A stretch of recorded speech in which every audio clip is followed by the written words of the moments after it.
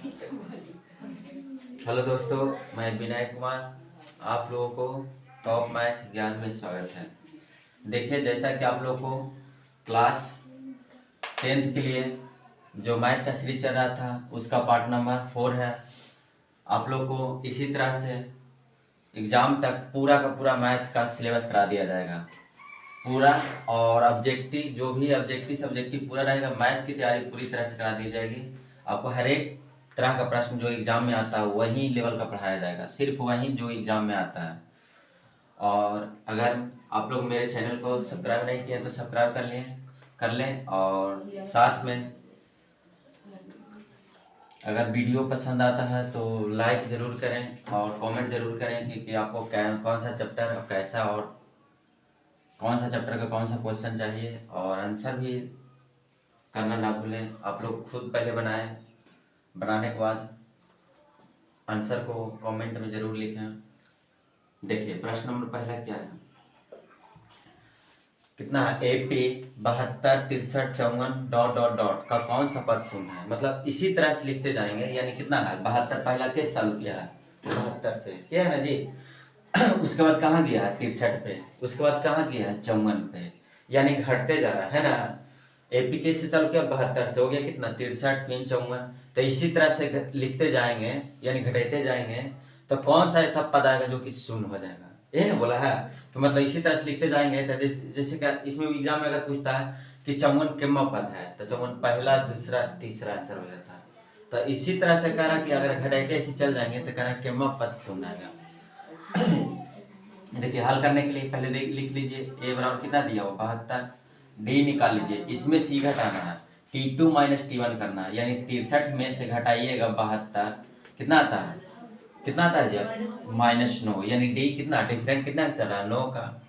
और देखिए कौन सा पद शून्य है, यानी अंतिम पद दिया हुआ है, यानी Tn दिया हुआ है कितना? 0। हमको क्या निकालना है? n का मान निकालना है। बस निकाल लीजिए, फॉर्मूला जानते हैं। Tn बराबर फॉर्मूला क्या होता है? a plus n minus 1 into D. अब देखिए Tn का मान कितना दिया हुआ? 0। a का मान दिया हुआ 72, n माइनस 1, और डी का मान कितना दिया हुआ? -9। अब देखिए 72 पे प्लस में देने आएगा माइनस में, तो -72 बराबर कितना बचा? n माइनस 1 और -9, माइनस माइनस कट गया, 9 8 72, यानी 8 आ गया। n माइनस 1 माइनस में 1 है तो आएगा प्लस में, तो 8 है 1 9। यानी कौन सा पद? यानी जो नौवां पद आएगा ना, इसी तरह से लिखते जाएंगे तो नौवां पद जो आएगा उसका आंसर कितना आ जाएगा? 0 आएगा। वही पूछा जा रहा था कि कौन सा पद शून्य होगा, यानी नौवां पद शून्य। इसका आंसर कौन सा हो गया? नौवां पद। देखिए प्रश्न नंबर 2 क्या है? प्रश्न नंबर 2 cos 3 थीटा बराबर 1 है, तो थीटा का मान पूछा जा रहा है। यानी इसको अगर पूरा मान रख के हल कर दें तो एक आता है, तो कह रहा है थीटा के जगह पर कितना रखेंगे जिससे कि इसका मान पूरा कितना आ जाए? 1 आ जाए। ठीक, तो हल करने के लिए, हल करने से पहले आप लोगों को कुछ ध्यान रखना चाहिए। त्रिकोणमितीय मान जैसे sin 0, sin 30, sin 45, sin 60, sin 90। 10वां के लिए बस sin 90 तक याद कर लीजिए, सारा का सारा हो जाएगा। त्रिकोणमितीय निष्पत्तियां कितना होता है? 6 होता है ना जी। त्रिकोणमितीय निष्पत्तियां कितना? 6। कौन कौन? sin theta, cos theta, tan theta, cot theta, cosec theta और sec थीटा। 6 का मान याद होना चाहिए, सारा डिग्री का मान। तो देखिए क्या दिया? 2 cos 3 थीटा बराबर 1, तो क्या हो जाएगा? cos 3 थीटा बराबर क्या हो जाएगा जी? 1/2 हो जाएगा ना। अब एक चीज ध्यान रखना चाहिए आप लोगों को कि cos 3 थीटा, अब ये बताइए कि यहाँ cos है तो इधर भी cos होना चाहिए ना। तो cos कितना डिग्री का मान होता है? 1/2। तो 60 डिग्री का कितना होता है? cos 60 डिग्री का मान होता है कितना जी? 1/2। तो cos से cos खत्म हो गया, तो बचा 3 थीटा बराबर 60 डिग्री। तो थीटा बराबर 20 या 60, यानी कितना डिग्री आएगा? 20 डिग्री। यानी यहाँ 20 डिग्री फुट करेंगे तो 20 गुना 3 करेंगे 60, तो cos 60 डिग्री का मान 1/2, और 2 से 2 कट जाएगा, तो आंसर क्या आ जाएगा? 1। यानी थीटा के जगह पर कितना रखना पड़ेगा? 20। ऑप्शन नंबर कौन सा हो जाएगा? बी। कौन सा हो जाएगा? बी। नंबर 3, प्रश्न नंबर 3 क्या है जी? कि त्रिभुज ABC में DE समांतर, सुना था त्रिभुज एबीसी में डीई समांतर किसका है? बीसी का। डीई जो समांतर है किसका जी? बीसी का। और साथ में ये भी बता दिया कि एडी बटा बीडी लेते हैं तो उसका अनुपात कितना है? 5:3। तब क्या क्वेश्चन पूछा जा रहा है? एई बटा एसी। क्या पूछा जा रहा है? एई बटा एसी पूछा जा रहा है। बन जाएगा? अब देखो कैसे बनते हैं, कैसे बनेगा जो ध्यान रखना है।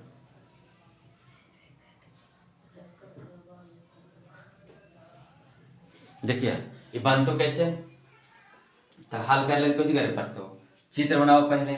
जैसे जैसे कह रहा है कि त्रिभुज एबीसी है, त्रिभुज एबीसी है जिसमें कुछ कह रहा है डीई समांतर किसका है? बीसी का।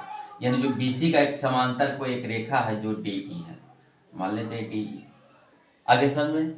और उसके बाद देखो यहाँ रेशियो दिया हुआ है कि जो एडी 5 है और बीडी यानी बीडी कितना है जी? 3 है।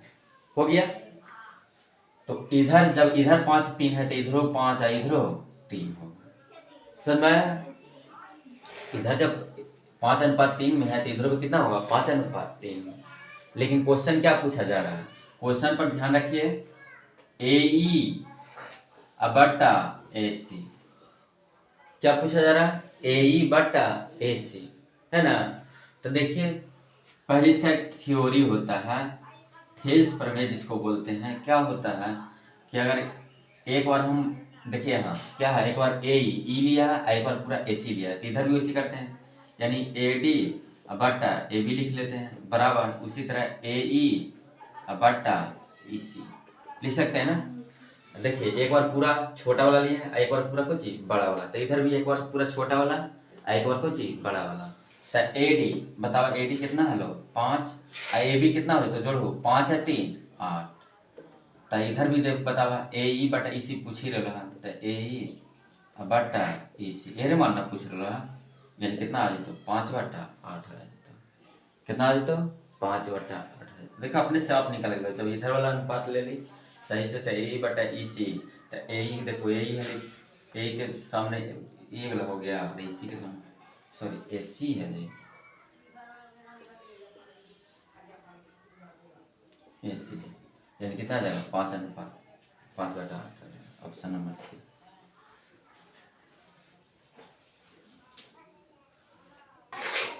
देखिए प्रश्न नंबर 4 क्या है? प्रश्न नंबर 4 क्या है? हल करेंगे तो ए बराबर कितना दिया हुआ? 21 दिया हुआ। ए बराबर कितना दिया हुआ जी? 21 दिया हुआ। ए का मान दिया हुआ 21। अब क्या करना है? ए बराबर 21 दिया हुआ है। अब बताइए डी का मान निकालने के लिए क्या? 43 में से कितना घटाइएगा? 21 घटाना है ना। 43 में से कितना घटाना है? 21। अरे यहाँ 43 ना है जी, 42 है। तब 42 में से 21 घटाइए तो कितना आएगा? डी बराबर कितना आएगा? 21 आएगा। और देखिए क्या है इसका कौन सा पद? 210, यानी टी एन दिया हुआ है, यानी अंतिम पद दिया हुआ 210। हमको किसका मान निकालना है? एन का। प्रश्न को सुधार लीजिएगा। प्रश्न क्या है? 21 है, 42, 63, 84 है, यानी डिफरेंट कितना का चल रहा है? 21 का। जो इसका अंतर चल रहा है 21 का। तो कह कौन सा पद 210 होगा? फॉर्मूला क्या जानते हैं? टी एन बराबर A plus N minus 1 into D.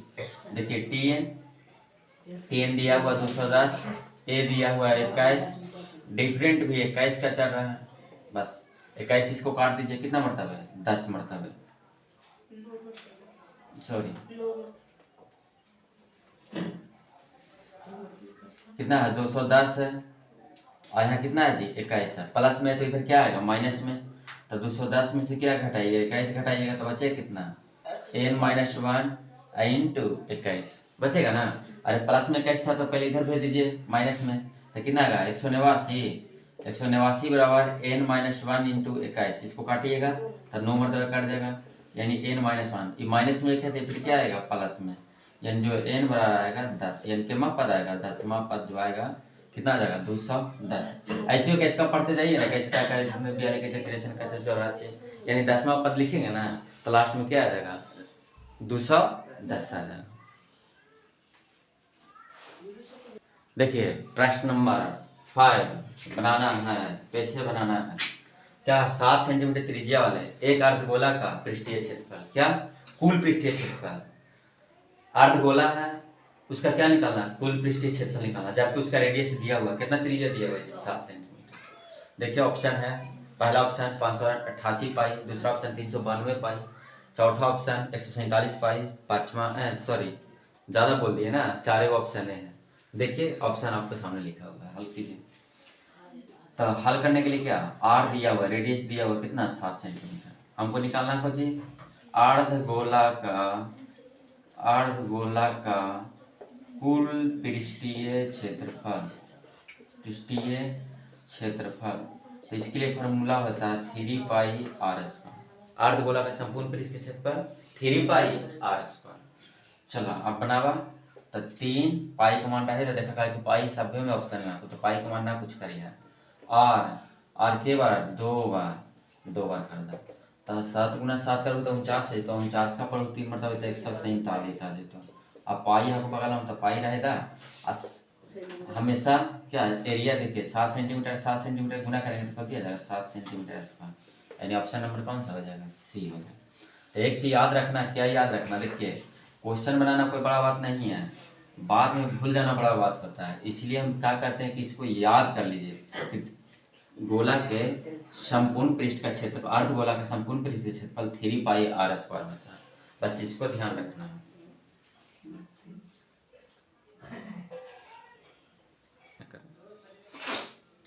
देखिए प्रश्न नंबर 6 क्या है, निर्देशांक ज्यामिति से एक प्रश्न है। आपको हर एक चैप्टर, जो भी 15 चैप्टर है पढ़ना 10th क्लास में, 15 चैप्टर से क्वेश्चन रहेगा, वो भी सारा क्वेश्चन वही रहेगा जो एग्जाम में बार बार रिपीट होता है या आने की संभावना ज़्यादा रहेगा। इसलिए आप लोग अगर वीडियो अगर पसंद आता है तो लाइक जरूर करें और साथ में चैनल को सब्सक्राइब जरूर करें। देखिए मूल बिंदु से बिंदु 4 - 3 की दूरी क्या होगी, बस बन गया। मूल बिंदु ना बोला है, मूल बिंदु यानी ओरिजिन, तो मूल बिंदु का निर्देशांक कितना होता है 0 0 हो गया। हमको दूरी कहाँ से निकालना है, 4 - 3, यानी मान लेते हैं कि एक पॉइंट है कि ये दोनों के बीच के हमको दूरी निकालना है कि कितना होगा। मान लीजिए इसको ए मान लेते हैं, इसको क्या मान लेते हैं, बी मान लेते हैं, यहाँ ए दिया हुआ है तो इसको ओ मान लेते हैं, यहाँ बी मान लेते हैं, ठीक। देखिए कारण मूल बिंदु से बिंदु इतना की दूरी, एक बिंदु दिया हुआ है कि 4 - 3 है, वो मान लेते हैं कितना, ए और बी, यानी ये यहाँ से यहाँ डिस्टेंस निकालना है ना, यही है। तो देखो निर्देशांक ज्यामिति में दूरी सूत्र यानी ओ ए बराबर अगर निकालना है, यानी इन दोनों के बीच की दूरी निकालना है, तो फॉर्मूला होता है x1 - x2 का whole square plus y1 - y2 का होल स्क्वायर।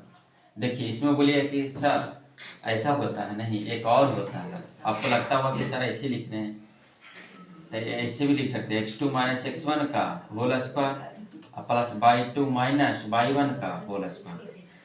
आंसर पे कोई डिफरेंट नहीं होगा, आंसर सबसे भी आएगा, चाहे ये वाला याद कीजिए चाहे ये वाला याद कीजिए, दोनों से आंसर सेम आएगा, कोई बदलाव नहीं होगा। तो जिस पे मर्जी आपको बना सकते हैं। पहला क्या करना, x1 - x2 का whole square plus y1 - y2 का होल स्क्वायर। तो देखिए हम पहला हल कर रहे हैं, आप लोग जिस पे मर्जी है इस पे हल कीजिए, आंसर वही आएगा। वो एक दूरी सूत्र निकालना, दूरी सूत्र का मतलब फार्मूला निकालने के लिए बस यही दो है, इसे निकाल सकते हैं। अब देखिए हम पहला वाला पर हल कर रहे हैं, आप लोग जिस पे मर्जी करके देखिए, आप लोग जांच करके देखिए कि दूसरा पे आ रहा है मेरा आंसर कि नहीं। तो रख दीजिए मान x1, देखिए x1 कितना है 0 और x2 कितना है 4, यानी 0 में से 4 घटाएंगे तो कितना बचेगा -4 का होल स्क्वायर। y1 देखिए 0 अब में से -3 घटाइएगा तो माइनस माइनस कुछ हो जाएगा +3 का होल स्क्वायर। 0 देखिए x1 - x2 यानी 0 में से 4 घटाएंगे, 0 में से क्या घटाना है 4, तो क्या बचेगा -4 और होल स्क्वायर है तो होल स्क्वायर, प्लस है तो प्लस। फिर क्या करना है y1 - y2, तो y1 तो 0 है और 0 में से -3 तो -1 कर दियो प्लस हो जाएगा।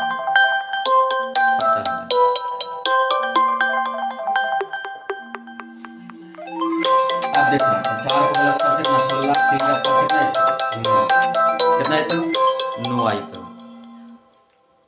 तब यह हल करो तो 16 9 कितना होगा 25 और 25 किसका वर्ग होता है 5, यानी आंसर कितना 5।